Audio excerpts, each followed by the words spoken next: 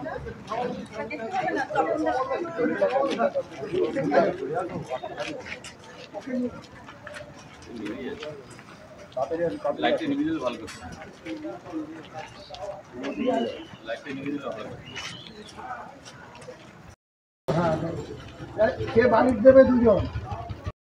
মিছিল করছেন সেই কি কারণে মিছিলটা করছেন যদি একটু বলেন। আমাদের সমাজ ব্যবস্থার একটা ঘুণ ধরেছে, সেই ঘুণের এগেনস্টে আমরা মিছিলটা করছি। কারণটা হচ্ছে একটি মেয়ে মানে ধর্ষিতা হয়েছে শুধু নয়, পুরো সমাজ ব্যবস্থা এখানে ধর্ষিতা হয়েছে আমার মতে বলে এটা।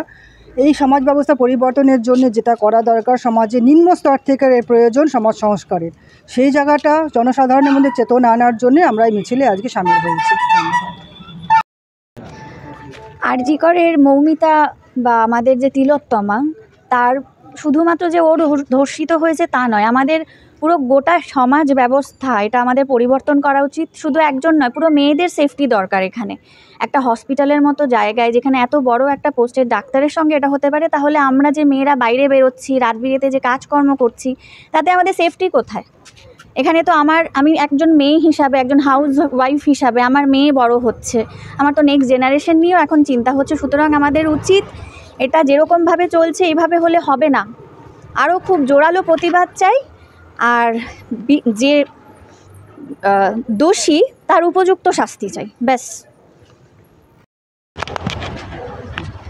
পুরোটা আজকে আমরা ব্যারাকপুর দক্ষিণ আনন্দপুরী সার্বজনীন দুর্গোৎসব কমিটির তরফ থেকে আমরা কয়েকদিন হলো একটা সিদ্ধান্ত নিয়েছি এবং আমরা সম্পূর্ণভাবে জুনিয়র ডাক্তারদের সমস্ত কটা দাবির সাথে সম্পূর্ণভাবে একমত।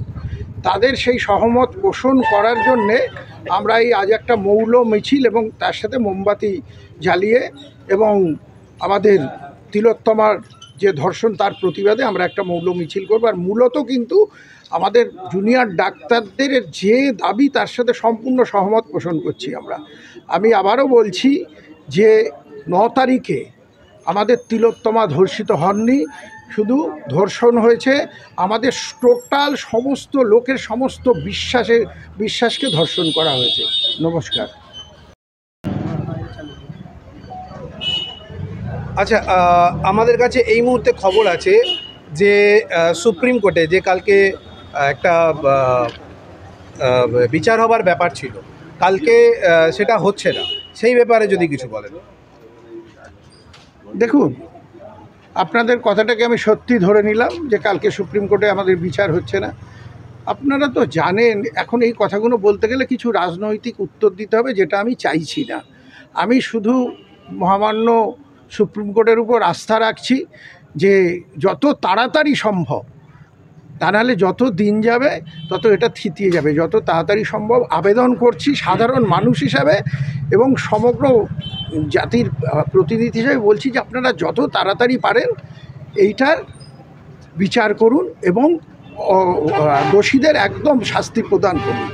দয়া করে কোনো গটাপ বা অন্য কিছুর মধ্যে যাবেন না। ভারতবাসী অনেক কিছু দেখেছে, এসব ভারতবাসী এগুলো বোঝে। আমি আর রাজনৈতিক বক্তব্য রাখতে চাইছি না, কারণ আমাদের আজকে প্রোগ্রামটাই অরাজনৈতিক।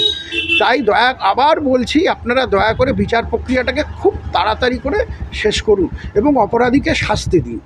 কিছু মানুষের মুখে শোনা যাচ্ছে যে দুর্গাপুজো এলে মানুষ পুজো নিয়ে মেতে যাবে, আর এই যে বিচার চাই বা তিলোত্তমা মিছিল, এগুলো মানুষ ভুলে যাবে আস্তে আস্তে। এই ব্যাপারে আমার বিশ্বাস এটা একদমই ভুল ধারণা। এইবার যে জনজাগরণ হয়েছে, এটা কিন্তু একটা মিছিল, একটা জমায়েতের মধ্যে সীমাবদ্ধ নেই, একটা অদ্ভুত জনজাগরণ হয়েছে। এই জনজাগরণটা আমি বিশ্বাস করি না যে দুর্গাপুজোর আনন্দে ওই 4 দিনের মধ্যে মানুষ সব ভুলে যাবে, এটা আমি বিশ্বাস করি না।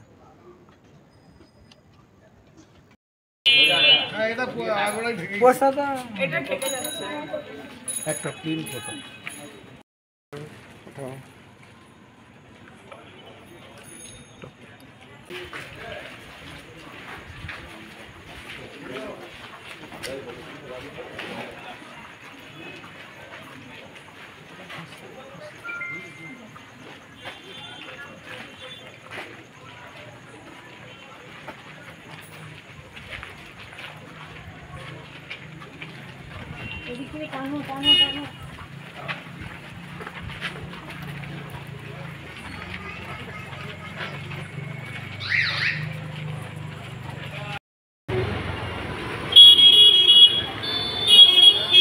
একটা মৌন মিছিল। বারবার আমরা বলেছিলাম আজকের দিনে একটা মৌন মিছিল হবে সারা পশ্চিমবঙ্গ জুড়ে। দেখুন, ব্যারাকপুরের আনন্দপল্লী থেকে, আনন্দপুরি এ রোড থেকে, দুর্গাপুজো কমিটি থেকে একটা মৌন মিছিল এবং সঙ্গে মোমবাতি মিছিল নিয়ে প্রত্যেকে বেরিয়েছে, বাচ্চা থেকে বড় পর্যন্ত। আমরা কিছুটা সামনে গিয়ে দেখাচ্ছি আপনাদের, ডাইরেক্ট টেলিকাস্ট।